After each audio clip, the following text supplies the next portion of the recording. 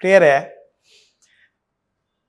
ಈ ಪ್ರಪಂಚದಲ್ಲಿ ದೇವರು ಅನೇಕ ವಸ್ತುಗಳನ್ನು ತಾವೇ ಇಟ್ಟಿದ್ದಾರೆ.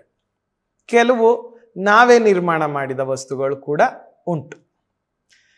ಈ ವಸ್ತುಗಳನ್ನು ನೋಡುವಾಗ ದೇವರು ಆ ವಸ್ತುಗಳಲ್ಲಿ ಕೆಲವು ಪಾಠಗಳನ್ನು ಇಟ್ಟಿದ್ದಾನೆ. ನಮಗೆ ಕಲೀಲಿಕ್ಕೆ ಕೆಲವು ವಿಷಯಗಳು ಕೂಡ ಇದ್ದಾವೆ. ಅನಂತರ ದೇವರು ನಮಗೆ ಆ ವಸ್ತುಗಳಿಂದ ನಮಗೆ ಕೆಲವು ವಿಷಯಗಳನ್ನು ಅರ್ಥ ಮಾಡಿಸಿಕೊಳ್ಳಲು ಅನೇಕ ಸಲ ತಾನು ಅದನ್ನು ಬಳಸುವಂಥವನಾಗಿದ್ದಾನೆ. ಹಾಗಾಗಿ ದೇವರು ಯಾರು ಅನ್ನುವಂಥ ಪ್ರಶ್ನೆಯನ್ನ ಇಸ್ರಾಯೇಲ್ ಜನರು ಕೇಳಿದ್ರೆ ಮೋಶೆ ಅನ್ನುವಂಥ ವ್ಯಕ್ತಿ ನಾನು ಏನು ಹೇಳಬೇಕು ಅಂತ ಹೇಳಿ ದೇವರನ್ನ ಕೇಳಿದ್ದ.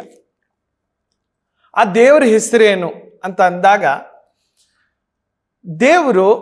ಯೆಹೋವ ದೇವರು ಮೋಶೆಗೆ ತಿಳಿಸಿಕೊಟ್ಟಂಥ ಉತ್ತರ ಏನಂದ್ರೆ, ಇರುವಾತನು ಎಂಬುದಾಗಿ I am who I am, ಇರುವಾತನು I am who I am ಅನ್ನುವಂಥ ಮಾತನ್ನ ವಿಮೋಚನಾ ಕಾಂಡದಲ್ಲಿ ತಿಳಿಸಿದನು. ಇರುವಾತನು ಅಂದ್ರೆ ನೆನೆಯು ಇವತ್ತು ನಾಳೆಯು ಎಂದೆಂದಿಗೂ ಇರುವವನು ಎಂಬುದಾಗಿ, ಹುಟ್ಟು ಇಲ್ಲದೆ ಸಾವು ಇಲ್ಲದೆ ನಿರಂತರವಾಗಿ ಇರುವವನು ಎಂಬುದಾಗಿ ಅದರ ಅರ್ಥ. ಹಾಗಾಗಿ ಯೇಸು ತಾನು ಯಾರು ಅನ್ನೋದನ್ನ ಅಥವಾ ದೇವರು ಯಾರು ಅನ್ನೋದನ್ನ ಇನ್ನೂ ನಾವು ಹತ್ತಿರವಾಗಿ ಅರ್ಥ ಮಾಡಿಕೊಳ್ಳಬೇಕೆಂಬುದಾಗಿ ಈ ಲೋಕಕ್ಕೆ ಬಂದಾಗ ತಾನು ಕೆಲವು ವಸ್ತುಗಳನ್ನು ತೆಗೆದುಕೊಂಡು 7 ವಸ್ತುಗಳನ್ನು ತೆಗೆದುಕೊಂಡು ತಾನು ಯಾರು ಎಂಬುದಾಗಿ ಅಥವಾ ದೇವರು ಯಾರೆಂಬುದಾಗಿ ಆತನು ತಿಳಿಯಲು ಪ್ರಯತ್ನಿಸುತ್ತಾನೆ ಅಥವಾ ತಿಳಿಸಿದ್ದಾರೆ. 7 ವಸ್ತುಗಳನ್ನು ತೆಗೆದುಕೊಂಡು ಯೇಸು ತಾನು ಯಾರು, ದೇವರು ಯಾರು ಅನ್ನೋದನ್ನ ತಿಳಿಸಿದ್ದಾರೆ. ಹಾಗಾಗಿ ಯೇಸು ಹೇಳಿದಂಥ ಐ ಆಮ್ ಅನ್ನುವಂಥ 7 ಸ್ಟೇಟ್ಮೆಂಟ್ಗಳನ್ನು ಅಥವಾ 7 ಹೋಲಿಕೆಗಳನ್ನು, ತಾನು ಯಾರು, ದೇವರು ಯಾರು ಅನ್ನೋದನ್ನ ತಿಳ್ಕೊಳ್ಳೋದಕ್ಕೆ ಯೇಸು ಉಪಯೋಗಿಸಿದಂಥ 7 ಹೋಲಿಕೆಗಳನ್ನು ನಾವು ಇವತ್ತು ನೋಡಲಿಕ್ಕಿದ್ದೇವೆ. ದೇವರು ನಾವು ಯಾರು ಎಂದು ಕಂಡವರಲ್ಲ, ಆದರೆ ಯೇಸು ದೇವರನ್ನ ತಾನು ಈ ಲೋಕಕ್ಕೆ ಯಾರೆಂಬುದಾಗಿ ಪ್ರಕಟಿಸಿದ್ದಾನೆ. ಹಾಗಾಗಿ ಯೇಸು ಕೆಲವು ಸಂದರ್ಭಗಳನ್ನು ಯಹೂದ್ಯರ ಆ ದಿನಚರಿಗಳಲ್ಲಿದ್ದಂಥ ಕೆಲವು ಸಂದರ್ಭಗಳನ್ನು ತೆಗೆದುಕೊಂಡು ಆ ಜನತೆಗೆ ತಾನು ಯಾರು ಅನ್ನೋದನ್ನ ತಿಳಿಯಪಡಿಸಿದ್ದಾನೆ. ಅದರಿಂದ ನಾವು ಕೂಡ ಯೇಸು ಯಾರು ಅನ್ನೋದನ್ನ ನಾವು ಗ್ರಹಿಸಬಹುದು. ಸೊ ಯೇಸು ತಿಳಿಸಿದಂಥ 7 ಹೋಲಿಕೆಗಳಲ್ಲಿ ಇರುವಂತಹ ತನ್ನ ಬಗ್ಗೆ ಇರುವಂತಹ ಸತ್ಯತೆಗಳು. ಮೊದಲನೆಯದು, ನಾನು 7 ಕೂಡ ಮೊದಲು ನಿಮಗೆ ತಿಳಿಸಿಬಿಡ್ತೇನೆ, ಅನಂತರ ನಾವು ವಿವರವಾಗಿ ನಾವು ಅದನ್ನು ನೋಡಬಹುದು. ಮೊದಲನೆಯದು, ಯೇಸು ಹೇಳಿದ್ದು ನಾನೇ ಜೀವದ ರೊಟ್ಟಿ, ನಾನೇ ಜೀವದ ರೊಟ್ಟಿ. ಅನಂತರ ಎರಡನೇದಾಗಿ ನಾನೇ ಲೋಕಕ್ಕೆ ಬೆಳಕು, ನಾನೇ ಲೋಕಕ್ಕೆ ಬೆಳಕು.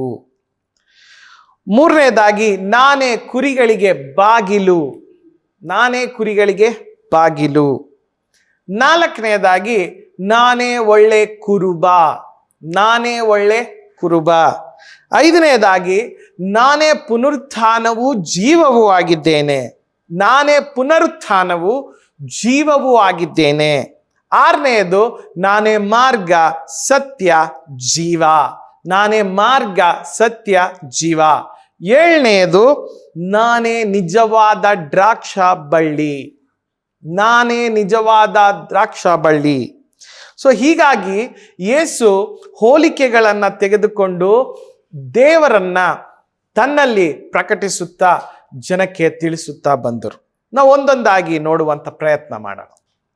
ಈ ಎಲ್ಲ ನಾನೇ ಅನ್ನುವಂಥ ಈ ಪ್ರಯೋಗ ಮಾಡಿರುವಂಥದ್ದು ಯೋಹಾನನು ತನ್ನ ಸುವಾರ್ತೆಯಲ್ಲಿ ಯೇಸು ಹೇಳಿದಂಥ ಪ್ರಕಟಿಸಿದಂಥ ತನ್ನ ಬಗ್ಗೆ ಪ್ರಕಟಿಸಿದಂಥ ಈ 7 ಹೋಲಿಕೆಗಳಲ್ಲಿ ತನ್ನ ಬಗ್ಗೆ ಪ್ರಕಟಿಸಿದ್ದನ್ನ ಯೋಹಾನ ಸುವಾರ್ತೆಯಲ್ಲಿ ಉಲ್ಲೇಖ ಮಾಡಿದ್ದಾನೆ. ಮೊದಲನೆಯದು ಯೇಸು ಹೇಳಿದ್ರು ನಾನೇ ಜೀವದ ರೊಟ್ಟಿ. ಯೋಹಾನ 6ನೇ ಅಧ್ಯಾಯ 35ನೇ ವಾಕ್ಯ, 41, 48, 51. 6ನೇ ಅಧ್ಯಾಯದ 35, 41, 48, 51ರಲ್ಲಿ ನಾನೇ ಜೀವದ ರೊಟ್ಟಿ ಎಂಬುದಾಗಿ ಯೇಸು ಹೇಳ್ತಾ ಬಂದ್ರು. ಇದು ಸಂದರ್ಭ ಜನರಿಗೆ 5,000 ಜನರಿಗೆ 5 ರೊಟ್ಟಿ 2 ಮೀನುಗಳನ್ನ ಜನರಿಗೆ ಆಹಾರಕ್ಕೋಸ್ಕರ ಕೊಟ್ಟ ನಂತರ ಆ ಆಹಾರವನ್ನ ಹುಡುಕಿಕೊಂಡು ಮತ್ತೆ ಬಂದಂಥ ಜನರಿಗೆ ತಿಳಿಸ್ತಾ ಬಂದ್ರು, ನಾನೇ ಜೀವದ ರೊಟ್ಟಿ. ಯೇಸು ಹೇಳ್ತಾ ಇರುವಂಥ ಅಂಶ ರೊಟ್ಟಿಯನ್ನ ತೆಗೆದುಕೊಂಡು ಏನಂದ್ರೆ, ಈ ಲೋಕದ ರೊಟ್ಟಿಯನ್ನ ತಿಂದು ನಾವೊಂದು ದಿನ ಹೇಗೂ ಸಾಯ್ತೇವೆ. ಆದರೆ ಯೇಸು ನಿಜವಾದ ರೊಟ್ಟಿಯಾಗಿದ್ದಾರೆ.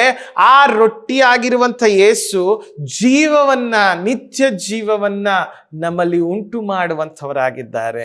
ನಾವು ಯೇಸುವನ್ನ ಸ್ವೀಕರಿಸೋದಾದ್ರೆ, ಸೇರಿಸಿಕೊಳ್ಳೋದಾದ್ರೆ, ನಂಬುವುದಾದ್ರೆ ನಿತ್ಯ ಜೀವವು ನಮ್ಮಿಂದ ಹೊರಡುತ್ತದೆ. ಸೊ ನಮಗೆ ದೊರೀತದೆ ಅನ್ನುವಂಥದ್ದು ಯೇಸು ಹೇಳುವಂಥ ಅರ್ಥ. ಈ ಸಂದರ್ಭದಲ್ಲಿ ಅದನ್ನ ಹೇಳಿದ್ರು. ಅನೇಕರಿಗೆ ಊಟ ಕೊಡುವಂಥ ಸಂದರ್ಭದಲ್ಲಿ ಅದನ್ನ ತಿಳಿಸುತ್ತಾ ಬಂದರು. ಪ್ರಿಯರೇ, ಹಾಗಾದ್ರೆ ಪ್ರತಿ ಆಹಾರವನ್ನ ನಾವು ತೆಗೆದುಕೊಳ್ಳುವಾಗ ನೆನಪು ಮಾಡಿಕೊಳ್ಳಬೇಕಾಗಿರುವಂಥದ್ದು, ಯೇಸು ಜೀವದ ರೊಟ್ಟಿಯಾಗಿದ್ದಾನೆ. ನಿತ್ಯ ಜೀವ ಆತನಿಂದ ನಮಗೆ ದೊರೀತದೆ. ಈ ಆಹಾರ ಒಂದಲ್ಲ ಒಂದು ದಿನ ನಾವು ತಿನ್ನದೇ ಇರುವಂಥ ಒಂದು ಸ್ಥಿತಿ ಬರ್ತದೆ, ನಾವು ನಶಿಸಿ ಹೋಗುವಂಥ ಒಂದು ಸ್ಥಿತಿ ಬರ್ತದೆ, ಮರಣದ ಸ್ಥಿತಿ ಬರ್ತದೆ. ಆದರೆ ಮರಣವನ್ನ ಸೋಲಿಸಿ ಎದ್ದಂಥ ಯೇಸು ಆ ನಿತ್ಯ ಜೀವನ ನಮಗೆ ಕೊಡುವಂಥ ರೊಟ್ಟಿಯಾಗಿದ್ದಾನೆ. ಅನಂತರ ಯೇಸು ಹೇಳಿದಂಥ ಮತ್ತೊಂದು ಹೋಲಿಕೆ, ನಾನೇ ಲೋಕಕ್ಕೆ ಬೆಳಕು ಆಗಿದ್ದೇನೆ. ನಾನೇ ಲೋಕಕ್ಕೆ ಬೆಳಕು. ಯೋಹಾನ 8:12 ಈ ವಿಷಯವನ್ನ ತಿಳಿಸುವಂಥವನಾಗಿದ್ದಾನೆ. ಯಾವುದು ಈ ಸಂದರ್ಭ ಅಂತ ಹೇಳಿದ್ರೆ, ಯಹೂದ್ಯರಿಗೆ ಕೆಲವು ಹಬ್ಬಗಳುಂಟು.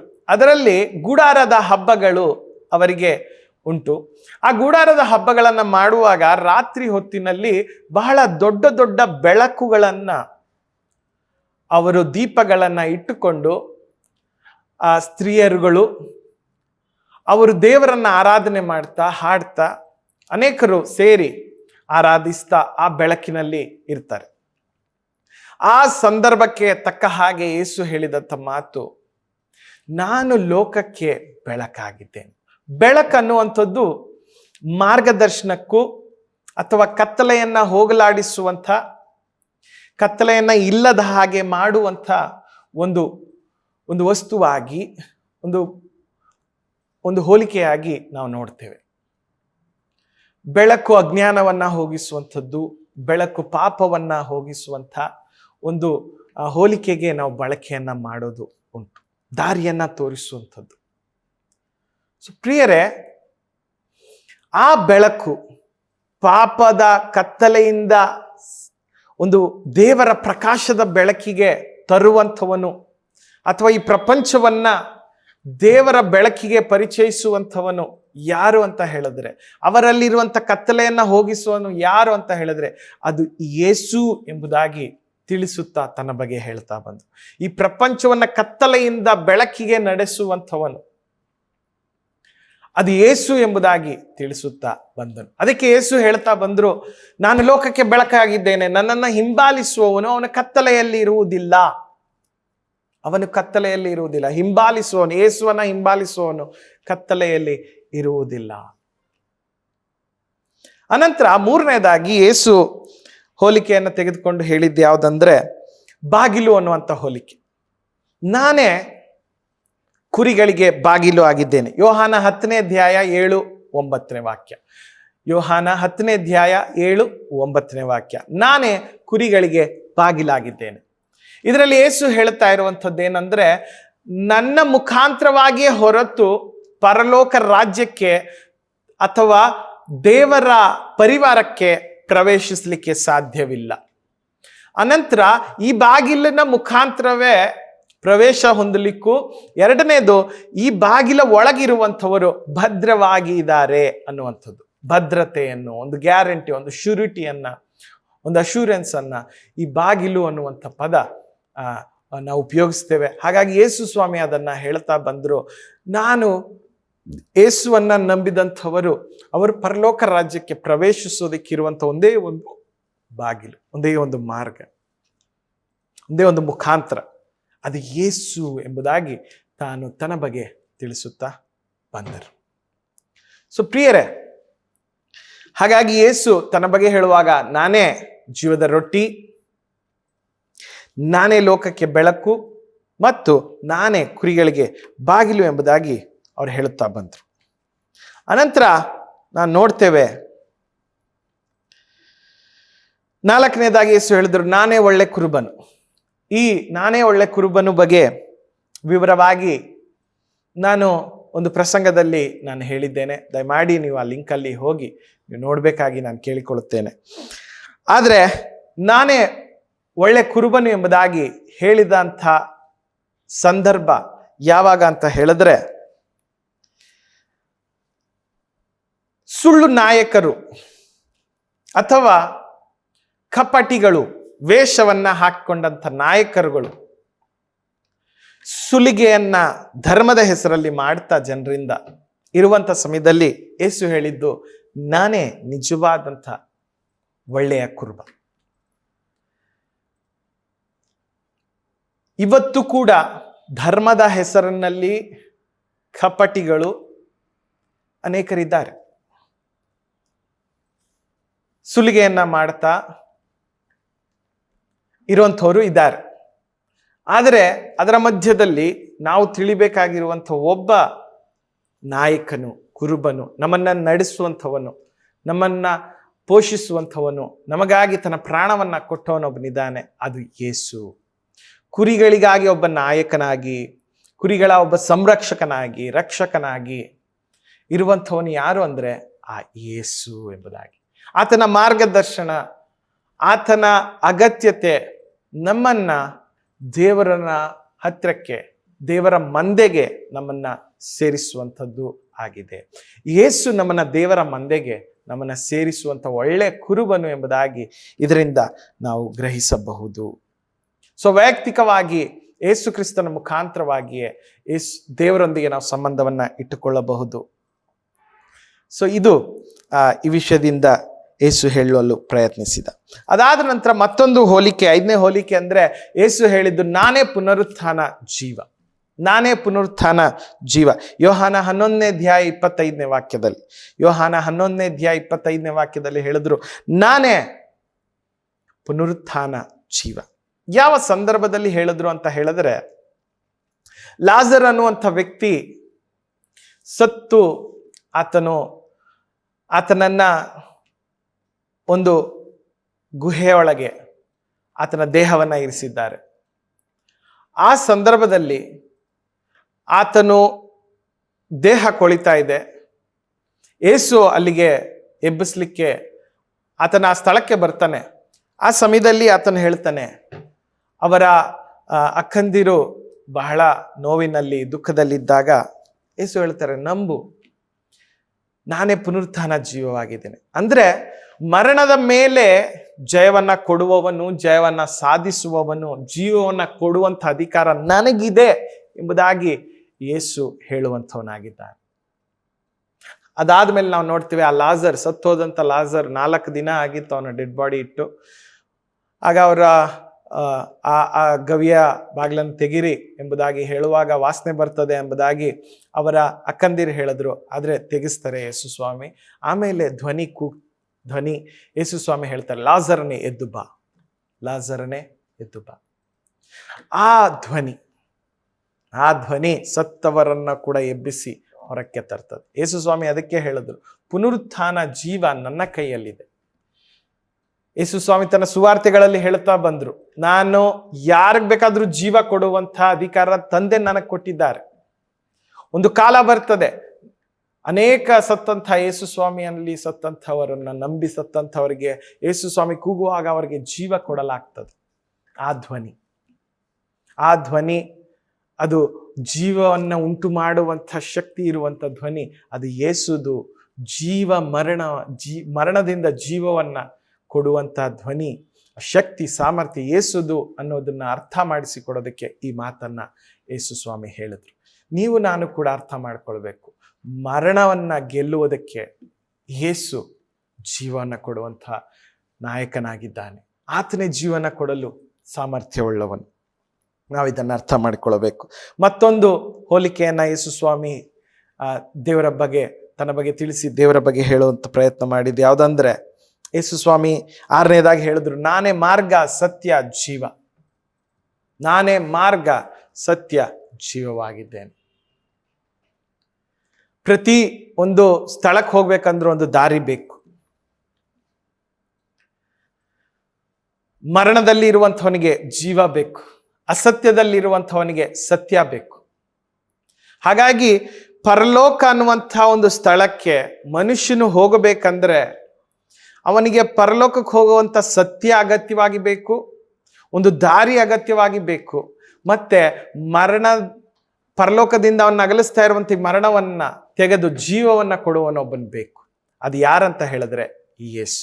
ಯಾವ ಸಂದರ್ಭದಲ್ಲಿ ಹೇಳಿದ್ರೆ ಅಂದ್ರೆ, ಯೇಸು ಸ್ವಾಮಿ ಪರಲೋಕಕ್ಕೆ ಹೋಗೋದಕ್ಕಿಂತ ಮುಂಚೆ ಶಿಷ್ಯರೊಂದಿಗೆ ಕೆಲವು ವಿಷಯಗಳನ್ನ ಹಂಚಿಕೊಳ್ಳುವಾಗ ಫಿಲಿಪ್ಪನ್ ಕೇಳ್ತಾನೆ, ನಮಗೆ ಗೊತ್ತಿಲ್ವಲ್ಲ ನೀನು ಎಲ್ಲಿ ಹೋಗ್ತಾ ಇದೆಯಾ, ಮತ್ತೆ ಆ ತಂದೆಯ ಬಳಿಗೆ ಇರುವಂತ ದಾರಿ ನಮಗೆ ಗೊತ್ತಿಲ್ಲ ಅಂದ್ರೆ ಯೇಸು ಹೇಳ್ತಾ ಬಂದ್ರು, ನಾನೇ ಆ ದಾರಿ, ನಾನೇ ಆ ಮಾರ್ಗ ಸತ್ಯ ಜೀವ ಎಂಬುದಾಗಿ ಯೇಸು ಹೇಳ್ತಾ ಬಂದ್ರು. ಸೊ ಪ್ರಿಯರೇ, ಯೇಸುವಿನ ಹೊರತು, ಯೇಸು ಅಲ್ಲದೇನೆ ನಾವು ದೇವರ ಬಳಿಗೆ ತಲುಪಲು ಸಾಧ್ಯವಿಲ್ಲ. ಯೇಸು ಒಬ್ಬನ ಮುಖಾಂತರವಾಗಿಯೇ ಪರಲೋಕ ತಲುಪಲು ಸಾಧ್ಯವ? ಹೌದು ಪ್ರಿಯರೇ, ಅದರಲ್ಲಿ ಯಾವ ಅನುಮಾನವಿಲ್ಲ. ಯೇಸು ಅದಕ್ಕೆ ಸಾಕ್ಷಿಯಾಗಿ ತಾನು ಸತ್ತವರೊಳಗಿಂದ ಎದ್ದು ಪರಲೋಕಕ್ಕೆ ಹೋಗಿದ್ದನ್ನ ಅನೇಕರು ಕಂಡು ಸಾಕ್ಷಿಗಳಾಗಿ ತಿಳಿಸಿ ಸುವಾರ್ತೆಗಳಲ್ಲಿ ಅದನ್ನು ಬರೆದ್ರು. ಹಾಗಾಗಿ ಯೇಸು ಮಾರ್ಗವು ಸತ್ಯವು ಜೀವವಾಗಿದ್ದಾನೆ. ಅದಾದ ನಂತರ ಕೊನೆಯದಾಗಿ ಯೇಸು ತಿಳಿಸಿದಂತಹ ಸತ್ಯ ತನ್ನ ಬಗ್ಗೆ ಏನಂದ್ರೆ, ಆತನೇ ನಿಜವಾದ ದ್ರಾಕ್ಷ ಬಳ್ಳಿಯಾಗಿದ್ದಾನೆ. ದ್ರಾಕ್ಷ ಬಳ್ಳಿಯಾಗಿದ್ದಾನೆ. ಯೇಸುವಿನ ಮುಖಾಂತರವಾಗಿ ನಾವು ನಮ್ಮ ಜೀವಿತದಲ್ಲಿ ಸಂತೋಷವನ್ನು, ಸಮೃದ್ಧಿಯನ್ನು, ಪರಲೋಕದ ಸಮಾಧಾನವನ್ನು ಹೊಂದಲು ಸಾಧ್ಯ. ದೈವಿಕವಾದಂಥ ಜೀವ ನಮ್ಮಲ್ಲೂ ಬರಲು ಸಾಧ್ಯ ಯೇಸುವಿನ ಮುಖಾಂತರವಾಗಿ. ದ್ರಾಕ್ಷ ಬಳ್ಳಿ ಅಥವಾ ದ್ರಾಕ್ಷಿಗಳನ್ನ ಯಾಕೆ ಬಳಸುತ್ತಾರಂತ ಹೇಳಿದ್ರೆ, ಮನೋಲ್ಲಾಸಕ್ಕೋಸ್ಕರ, ಸಂತೋಷಕ್ಕೋಸ್ಕರ ಬಳಸೋದನ್ನ ನಾವು ನೋಡ್ತೇವೆ. ಯಹೂದ್ಯರು ಹಾಗೆ ಅವರ ಹಬ್ಬಗಳಲ್ಲಿ, ಅವರ ಅನೇಕ ಸಡಗರಗಳಲ್ಲಿ, ಮದುವೆಗಳಲ್ಲಿ ಇತ್ಯಾದಿಗಳಲ್ಲಿ ಅವರು ದ್ರಾಕ್ಷರಸವನ್ನ ಊಟದ ಸಂದರ್ಭದಲ್ಲಿ ತೆಗೆದುಕೊಳ್ಳೋದನ್ನು ನಾವು ನೋಡ್ತೇವೆ. ಸಂತೋಷಕ್ಕಾಗಿ, ಆಮೇಲೆ ಸಮೃದ್ಧಿಯ ಸಂಕೇತವಾಗಿ, ಆಮೇಲೆ ಬೆಳೆಗಳ ಒಂದು ಸಮೃದ್ಧಿ ಫಲ ಬಂದಂಥ ಸಂಕೇತವಾಗಿ ಅದನ್ನು ತೆಗೆದುಕೊಳ್ಳೋದನ್ನ ನಾವು ನೋಡ್ತೇವೆ. ಹಾಗಾಗಿ ಯೇಸು ಸ್ವಾಮಿ ಹೇಳ್ತಾ ಇರುವಂಥದ್ದು, ಆ ಸಮೃದ್ಧಿ, ಆ ಸಂತೋಷ, ಆ ಸಮಾಧಾನ ನನ್ನಲ್ಲಿ ನೆಲೆಗೊಂಡಿದ್ದರೆ ನನ್ನಿಂದ ನಿಮಗೆ ಅದು ಬರುವಂಥದ್ದಾಗಿದೆ ಎಂಬುದಾಗಿ ಯೇಸು ಇದರ ಮುಖಾಂತರವಾಗಿ ತಿಳಿಸುವಂಥವರಾಗಿದ್ದಾರೆ. ನಿಮ್ಮ ಜೀವಿತಕ್ಕೂ ನನ್ನ ಜೀವಿತಕ್ಕೂ ಸಮಾಧಾನ, ಸಂತೋಷ, ಸಮೃದ್ಧಿ ಬರುವಂಥದ್ದು ಯೇಸುವಿನ ಜೊತೆಯಲ್ಲಿ ನಾವು ಹೊಂದಿಕೊಂಡಾಗ. ಯೇಸು ದ್ರಾಕ್ಷ ಬಳ್ಳಿಯಾಗಿದ್ದಾರೆ, ನಾವು ಕೊಂಬೆಗಳಾಗಿದ್ದೇವೆ. ನಾವು ಯೇಸುವಿನಲ್ಲಿ ನಂಬಿಕೆ ಇಡುವಾಗ ನಾವು ಸೇರಿಸಲ್ಪಡ್ತೇವೆ ಯೇಸುವಿನೊಂದಿಗೆ. ಆಗ ಯೇಸುವಿನಲ್ಲಿ ದೇವರಿನಿಂದ ಬರುವಂಥ ಎಲ್ಲ ಸಮಾಧಾನ, ಸಂತೋಷ ನಮ್ಮ ಜೀವಿತದಲ್ಲಿ ಸಮೃದ್ಧಿ, ತೃಪ್ತಿಯಾಗಿ ನಾವು ಹೊಂದಲು ಸಾಧ್ಯವಿದೆ ಪ್ರಿಯರೇ. ಹಾಗಾದರೆ ನನ್ನ ಮಾತುಗಳನ್ನು ಮುಗಿಸಲು ನಾನು ಹೊರಟಿರುವಂಥ ಸಂದರ್ಭದಲ್ಲಿ ಪುನರಾವರ್ತಿಸಲಿಕ್ಕೆ ನಾನು ಇಷ್ಟಪಡ್ತೇನೆ. ದೇವರು ಯಾರು ಎಂಬುದಾಗಿ ತಿಳಿಯಲು ಯೇಸುವನ್ನ ಗಮನಿಸಬೇಕು. ಯೇಸು ಏನು ಹೇಳಿದ್ರು ತನ್ನ ಬಗ್ಗೆ ಅನ್ನೋದನ್ನ ಗಮನಿಸಬೇಕು. ಯೇಸು ತನ್ನ ಬಗ್ಗೆ ಹೇಳಿದ್ರು, ನಾನೇ ಜೀವದ ರೊಟ್ಟಿಯಾಗಿದ್ದೇನೆ, ನಾನೇ ಲೋಕದ ಬೆಳಕಾಗಿದ್ದೇನೆ, ನಾನೇ ಕುರಿಗಳ ಬಾಗಿಲಾಗಿದ್ದೇನೆ, ನಾನೇ ಒಳ್ಳೆ ಕುರುಬನಾಗಿದ್ದೇನೆ, ನಾನೇ ಪುನರುತ್ಥಾನ ಜೀವವಾಗಿದ್ದೇನೆ, ನಾನೇ ಮಾರ್ಗವು ಸತ್ಯವು ಜೀವವಾಗಿದ್ದೇನೆ, ಮತ್ತು ನಾನೇ ನಿಜವಾದ ದ್ರಾಕ್ಷ ಬಳ್ಳಿಯಾಗಿದ್ದೇನೆ. ಹಾಗಾದರೆ ಯೇಸುವಿನಲ್ಲಿರುವಂಥ ಜೀವ, ಯೇಸುವಿನಿಂದ ಬೆಳಕಿನೆಡೆಗೂ, ಯೇಸುವಿನಿಂದ ಬರುವಂತಹ ಸಮೃದ್ಧಿ, ಸಂತೋಷ, ಸಮಾಧಾನ, ಹಾಗೆ ಯೇಸುವಿನ ಮಾರ್ಗದರ್ಶನದಲ್ಲಿ ನಡೆಯುವಂಥ ಅವಕಾಶ ಯೇಸುವಿನ ಮುಖಾಂತರವಾಗಿ ಪರಲೋಕದ ಒಂದು ಪ್ರವೇಶ ನಮಗೆ ಬೇಕಾಗಿದ್ದರೆ ಈ ಯೇಸುವನ್ನ ನಾವು ಸ್ವೀಕರಿಸಬೇಕು. ಈ ರೊಟ್ಟಿಯನ್ನ ನಾವು ಸ್ವೀಕರಿಸಬೇಕು. ಈ ದ್ರಾಕ್ಷ ಬಳ್ಳಿಯಲ್ಲಿ ನಾವು ಸೇರಬೇಕು. ಹಾಗಾದ್ರೆ ಸೇರುವಂಥ ಮನಸ್ಸಿರುವಂಥವ್ರು ಯೇಸುವನ್ನ ನೀವು ಕಣ್ಣು ಮುಚ್ಚಿ ಯೇಸುವೆ ನನ್ನ ಜೀವಿತಕ್ಕೆ ಬಾ ಅಂತ ಕರೆದ್ರೆ ಖಂಡಿತವಾಗಿ ನಿಮ್ಮ ಜೀವಿತಕ್ಕೆ ಬರುತ್ತಾನೆ. ಆತನ ಕೈಗೆ ನಿಮ್ಮ ಜೀವಿತವನ್ನ ಒಪ್ಪಿಸುವಂಥ ಪ್ರಾರ್ಥನೆಯನ್ನು ನೀವು ಮಾಡಬಹುದು. ಯೇಸುವನ್ನ ಒಡೆಯನಾಗಿ ನೀವು ಕೂಗಿ ಹೇಳೋದಾದ್ರೆ, ಸತ್ತವರೊಳಗಿಂದ ಯೇಸು ಸ್ವಾಮಿ ಎದ್ದಿದ್ದಾರೆ ಎಂಬುದಾಗಿ ನೀವು ನಂಬೋದಾದ್ರೆ ನಿಮಗೆ ರಕ್ಷಣೆ ಸಿಗ್ತದೆ ಪ್ರಿಯರೇ. ಹಾಗಾಗಿ ನಿಮ್ಮೆಲ್ಲರಿಗೂ ಕೂಡ ಯೇಸು ಯಾರೆಂಬುದಾಗಿ ತಿಳಿದು ಯೇಸುವನ್ನ ನಂಬುವ ಅವಕಾಶ, ಕೃಪೆ ನಿಮಗೆ ದೊರೀಲಿ ಎಂಬುದಾಗಿ ಪ್ರಾರ್ಥಿಸಿಕೊಂಡು ನನ್ನ ಮಾತುಗಳನ್ನು ಮುಗಿಸುತ್ತೇನೆ. ದೇವರು ನಿಮ್ಮನ್ನು ಆಶೀರ್ವದಿಸಲಿ. ಆಮೇನ್.